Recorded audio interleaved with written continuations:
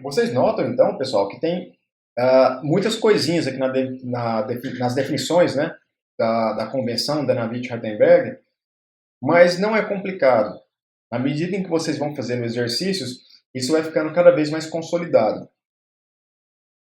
E o que é mais importante é o seguinte, que vocês entendam a lógica por trás da convenção da Navier-Hartenberg e que o número de coisas que vocês precisam de lembrar acaba sendo pequeno. Porque, notem, é uma convenção. Se é uma convenção, é algo que foi acordado entre diferentes indivíduos. Tá? É uma convenção que foi proposta pelo Denavich-Hartenberg e que, no final das contas, foi aceita pela comunidade de robótica e vem sendo utilizada durante muitos anos. Só que a convenção ela estabelece algumas coisas que devem ser respeitadas. Tá? A primeira coisa que a gente nota que a gente realmente tem que obedecer é a questão da atribuição dos sistemas de coordenadas, a convenção que nós utilizamos para a atribuição dos índices, mas ainda assim existe uma grande liberdade de definir coisas que ainda respeitam a convenção da Navier-Hartenberg.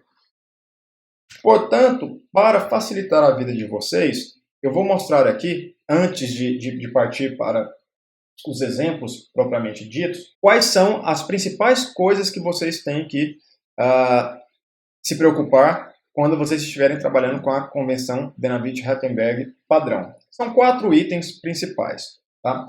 Então, na convenção Denavich-Hartenberg padrão, a primeira coisa que vocês têm que pensar, a primeiríssima, é que o eixo Z sempre está relacionado com a direção do movimento.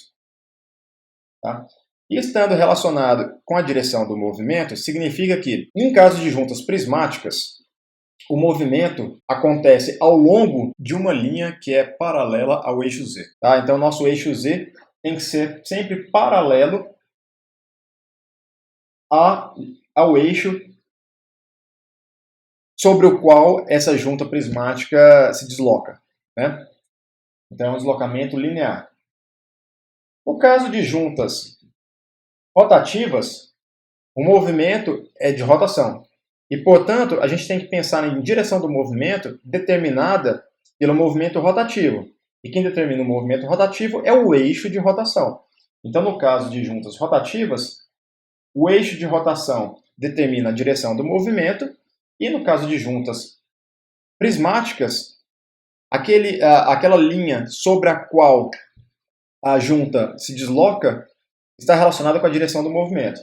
E o eixo Z tem que ser paralelo a esses elementos que determinam a direção do movimento da junta prismática e da junta rotativa. Exemplos de definições que são aceitáveis e definições que são incorretas. Podemos definir aqui, nos nossos exemplos, né, no caso de uma junta prismática, nós temos, por enquanto, que nos preocupar apenas com o eixo Z, a gente não vai se preocupar com o eixo X ainda, tá? Porque essa é a primeira coisa que a gente tem que se preocupar. Aqui indica a origem do sistema de coordenadas. Como eu não estou colocando aqui os eixos X e Y, eu tenho que indicar, né, onde que está a origem do sistema de coordenadas.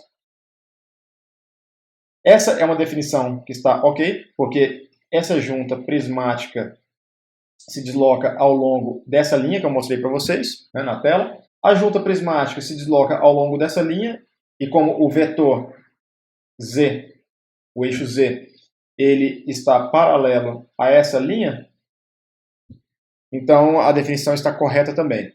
Agora, por outro lado, quando nós colocamos o X paralelo aqui à linha sobre a qual há o movimento dessa junta prismática, nós cometemos um erro.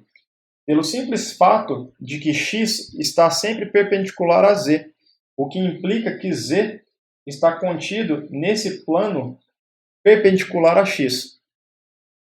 E, portanto, não tem como o eixo Z ser paralelo à linha sobre a qual ocorre o movimento. Portanto, essa definição está incorreta. No caso de juntas rotativas, o eixo de rotação determina a direção do movimento. Nosso eixo Z está colinear com o nosso eixo de rotação. Portanto, está correta, é uma definição correta. Aqui é um caso análogo a este daqui. como o eixo x é colinear ao eixo de rotação, isso implica que o eixo z está no plano, contido num plano que é normal ao eixo x. E, portanto, não tem como ele ser paralelo ao eixo de rotação. Logo, essa definição está incorreta. E aqui também tem uma definição que é perfeitamente aceitável, em que a origem do sistema de coordenadas está aqui, fora da junta, mas o eixo z continua colinear ao eixo de rotação dessa junta rotativa. Portanto, é uma definição perfeitamente aceitável. Aqui o importante que vocês vejam é que o sistema de coordenadas, se eu colocasse, digamos, x aqui e y aqui, na verdade x aqui e y aqui, utilizando a regra da mão direita, claramente o sistema de coordenadas vai estar fora da junta. Ou seja, as duas coisas não precisam ser coincidentes. Então, para a primeira regra nossa ser atendida, a gente só tem que respeitar essa noção de que o eixo z está sempre relacionado com a direção do movimento. A segunda coisa que nós temos que levar em consideração é que a iésima junta move o iésimo elo.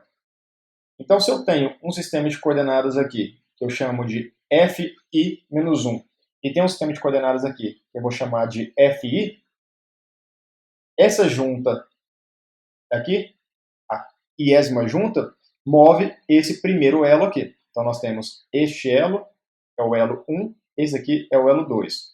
O elo fixo, chama ele de zero, né? No final das contas, a junta está presa a um elo fixo.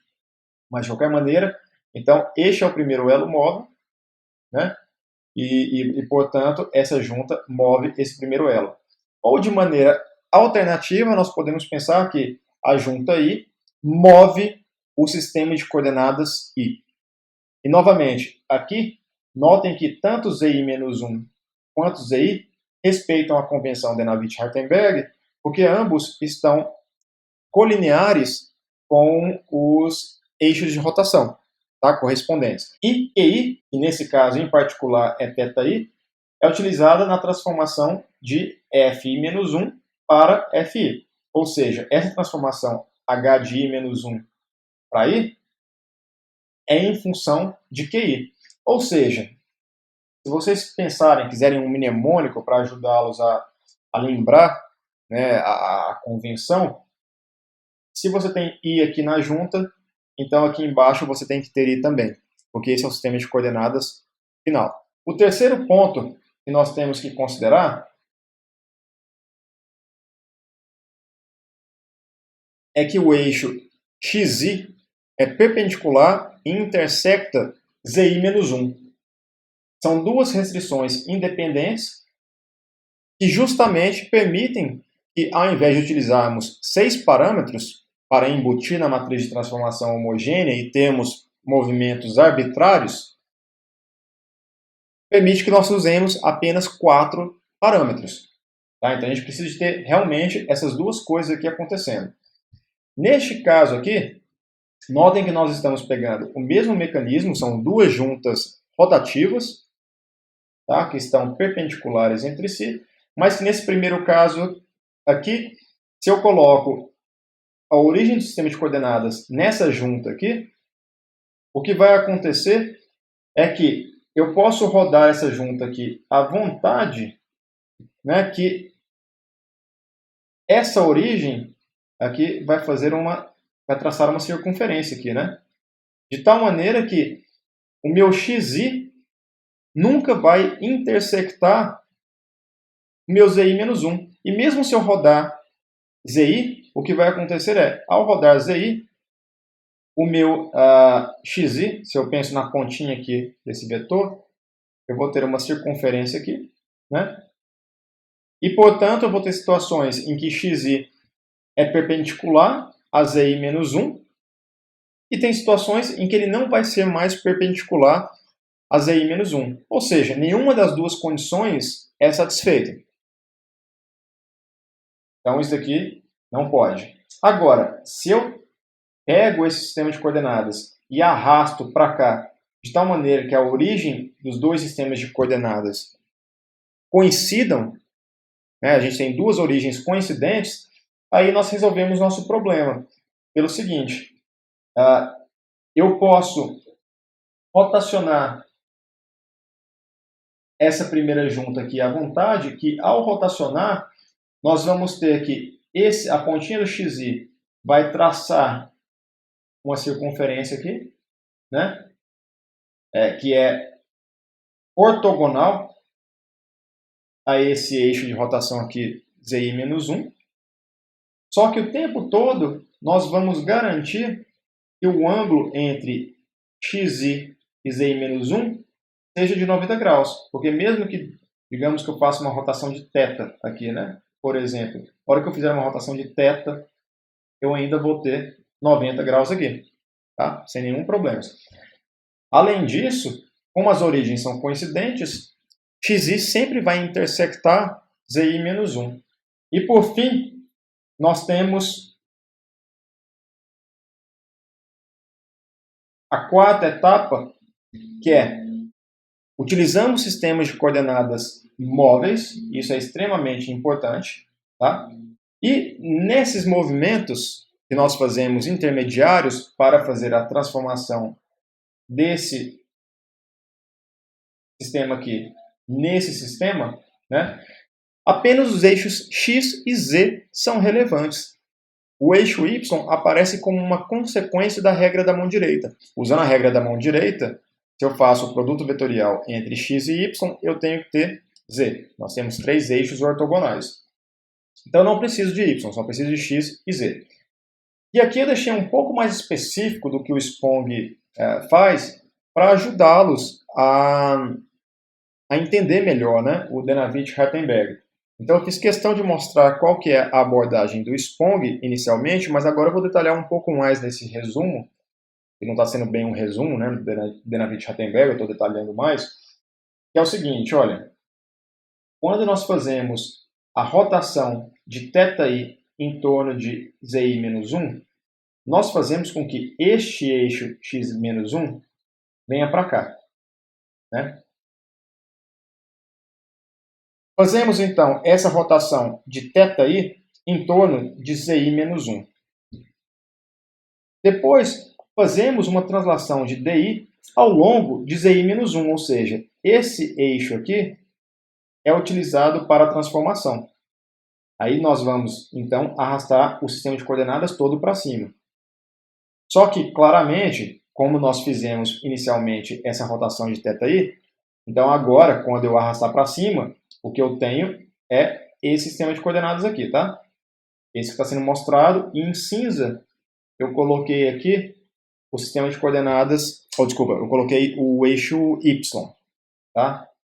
Que é ortogonal ao eixo Z. É a mesma coisa aqui, né? O eixo Y é ortogonal a Z. Pois bem, agora a terceira transformação, pessoal, é feita ao longo de x, só que o x mudou. Então aqui eu represento quem que é o valor de x, estou chamando de xi. Né? No final das contas, xi, claramente, é esse cara aqui. Porque nós estamos fazendo transformações, né, no final das contas, entre dois sistemas de coordenadas, esse inicial e esse final. As transformações intermediárias servem apenas para que nós possamos realizar de maneira mais fácil um passo a passo que gera essa transformação final.